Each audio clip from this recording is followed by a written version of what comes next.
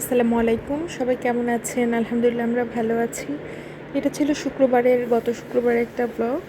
তো এখানে আমরা সকালে হালুয়া, তারপর রুটি, পরোটা দিয়ে নাস্তা করে নিয়েছিলাম তাড়াতাড়ি।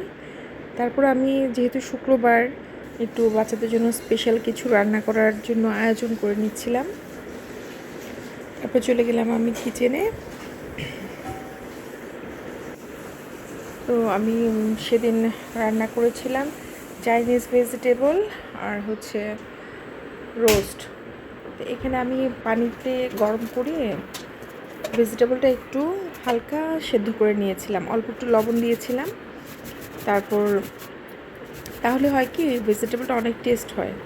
অল্প একটু বেকিং পাউডার দিয়ে দিয়েছিলাম।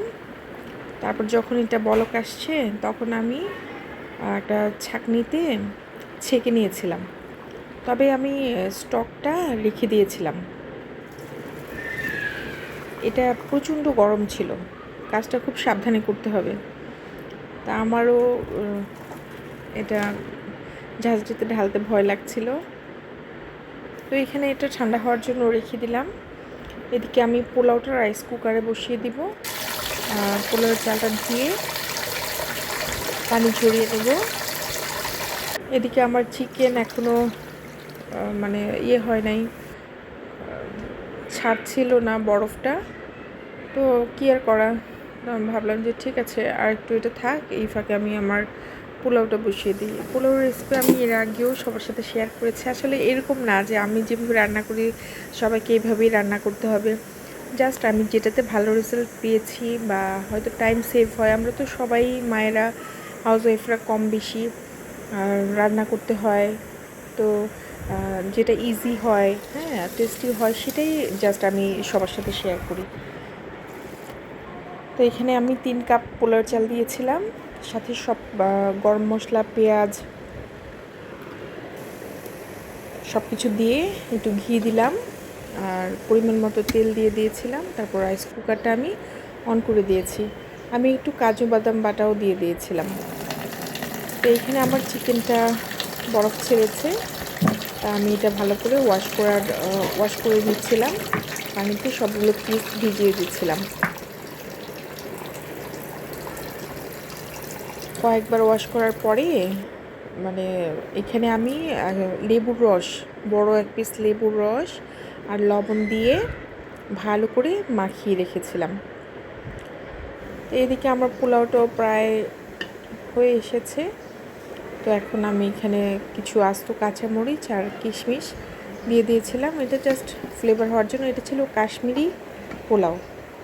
এখানে আমি গাজরও দিয়েছিলাম, আবার মটরশুঁটিও দিয়েছিলাম। তারপর কাজু বাদামের বাটা দিলাম।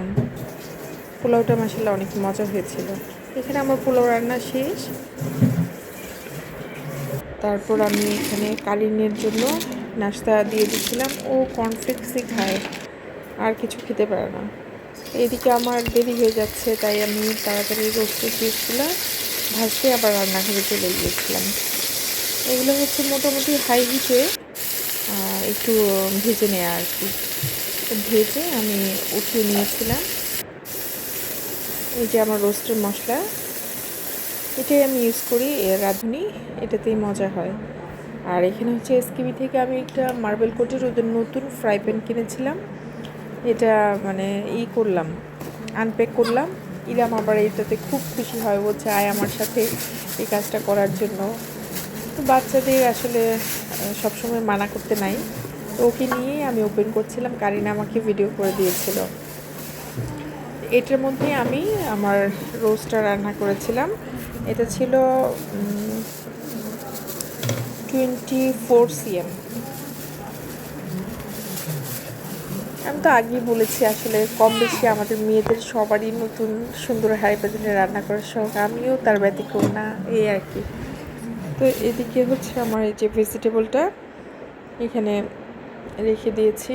রান্নার সব আয়োজন আর যে রোস্ট ভাজা রয়ে গিয়েছে, মশলাটা আমি মিক্স করে রেখে দিয়েছি।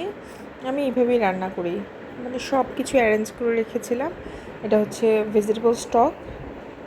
আর ইরাম পটি করেছিল, ওকে গোসল করায় আনলাম। এখানে ওর গোসল শেষ।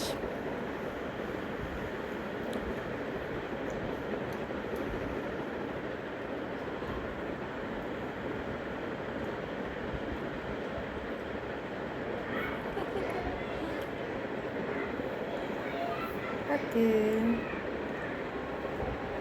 আচ্ছা, তারপর ঘড়িতে প্রায় 2টার মতো বেজে গিয়েছে। ওর খিদে লেগেছে, তো ওকে আমি একটু মুড়ি দিয়ে টিভি অন করে দিয়েছিলাম। ও একটু কার্টুন দেখবে। Thank you. যেই কার্টুন দেখে এটা অন করে দিয়ে তারপর আমি আবার রান্নাঘরে চলে এসেছি। এখন আমি রোস্টটা ভেজে নিব। রোস্ট তো ভাজা হয়ে গিয়েছে। এখানে হচ্ছে আমি তেলটা গরম করে বেরেস্তাটা ভেজে নেব। তো অল্প একটু চিনি দিয়ে দিয়েছিলাম। চিনিটা দিলে বেরেস্তাটা তাড়াতাড়ি ভাজা হয়ে যায়। তো বেরেস্তাটা হচ্ছে এই পর্যায়ে উঠিয়ে নিতে হয়, তাহলে কালারটা সুন্দর থাকে। আর এটা হচ্ছে রোস্টের পিসগুলো আমি যখন ফ্রাই প্যানে দিলাম, তারপরে এরকম তেল আর এরকম রক্তের মতো পানিটা থাকে, এটা ফেলে দিলেই ভালো। আমি ফেলে দিই। এই প্রথমবারের মতো আমি রোস্টের মধ্যে আলু দিলাম। ইরাম খুব আলু খেতে পছন্দ করে। আর এখানে হচ্ছে আমার সবটা মশলা, আমি এখানে কোনো কিছুই স্কিপ করি নাই। আমি এইভাবেই সাধারণত রান্না করি নর্মালি, প্যাকেটে যেভাবে লেখা, এবং আলহামদুলিল্লাহ এটাতে টেস্টটা খুব ভালো আসে। আমি কিন্তু এখানে কোনো কাঁচা পেঁয়াজ ইউজ করি নাই। হ্যাঁ, টক দই, তারপরে হচ্ছে মশলা, লবণ আর একটু পানি মিক্স করে এটা আদা রসুন আমি একটু দিয়েছিলাম, তারপরে দিয়ে দিয়েছি। তো ওটা মিডিয়াম টু লো হিটে ঢাকনা দিয়ে বসিয়ে এখানে আমি ভেজিটেবলটা জন্য অল্প একটু 1 টেবিল চামচের মতো তেল দিয়ে দিয়েছি। তো এখানে আমি আদা কুচি আর রসুন কুচি প্রায় 1 টেবিল চামচ করে দিয়েছি। আমি দেখেছি বাটা আদা রসুনের থেকে কুচিটা দিয়ে, আদা কুচি রসুন কুচি দিয়ে রান্না করলে রান্নাটা আরও ফ্লেভারফুল হয়। তো এইদিকে আবার একটা আলু বুখারা রোস্টে দিয়ে দিলাম। আর এখানে আমার সেদ্ধ করে রাখা ভেজিটেবলটা দিয়ে দিয়েছি। তারপরে কেটে রাখা 2 কাঁচামরিচ, একটু লবণ দিলাম, তারপরে একটু মিক্স করে নিয়েছি। তো আমি এটার জন্য একটু মুরগির কলিজা আলাদা ভাপিয়ে রেখেছিলাম।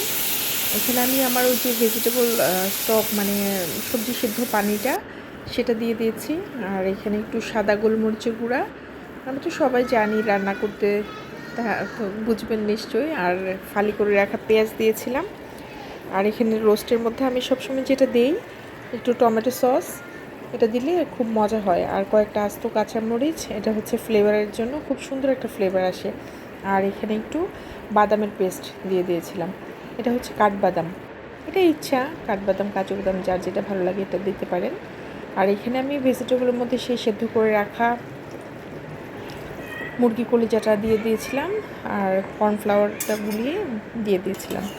তারপরে একটু মিক্স করে নেব। রান্না প্রায় হয়ে গিয়েছে, এখন একটু কিছুক্ষণ পরেই নামিয়ে নেব। আর এখানে সেদ্ধ করে রাখা ডিমের সাদাটা দিয়ে দিয়েছিলাম। আজকে একটু অন্যরকমভাবে রান্না করেছি, এটা আসলে আমার পুরাই মন করা রেসিপি। আমি এখানে দিয়েছিলাম, সয়া সস দিয়েছিলাম। আর এখানে রোস্ট আমার হচ্ছে প্রায় 80% ডান হয়ে গেছে। তো এখানে আমি হাফ কাপ গরম পানি দিয়ে দিয়েছিলাম। সবজিটা আমার হয়ে গিয়েছে। আর একটু ঝোলের মতো দিলে আমার বাচ্চারা রোস্টের ঝোল পছন্দ করে। আলহামদুলিল্লাহ আমার বাসায় যারা খেয়েছে রোস্ট, সবাই রোস্টের ঝোলটা আবার চেয়ে খেয়েছে, আর সবাই বলেছে ভালো, অনেক মজা হয়েছে।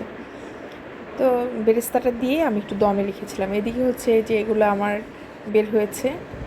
আর এই টাইমে সাধারণত আমরা একটা ফ্রেশ জুস খেয়ে থাকি সবাই। তো এখানে আমার রান্নাটা হয়ে গিয়েছে।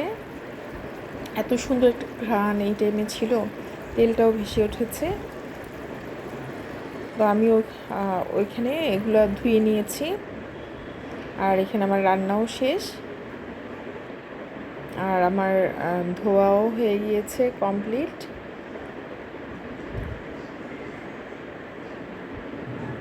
এই যে জুস, কারিন আর আমি খেয়ে নিয়েছি। কারিন খেতে চায় না, জোর করে খাওয়াতে হয়। সবাই ভালো থাকবেন। আর ভিডিওটি ভালো লাগলে প্লিজ একটা লাইক দেবেন, আমার ভালো লাগবে। যেখানে আমার সব রান্না শেষ হয়ে গিয়েছিল। সবাই ভালো থাকবেন। আসসালামু আলাইকুম।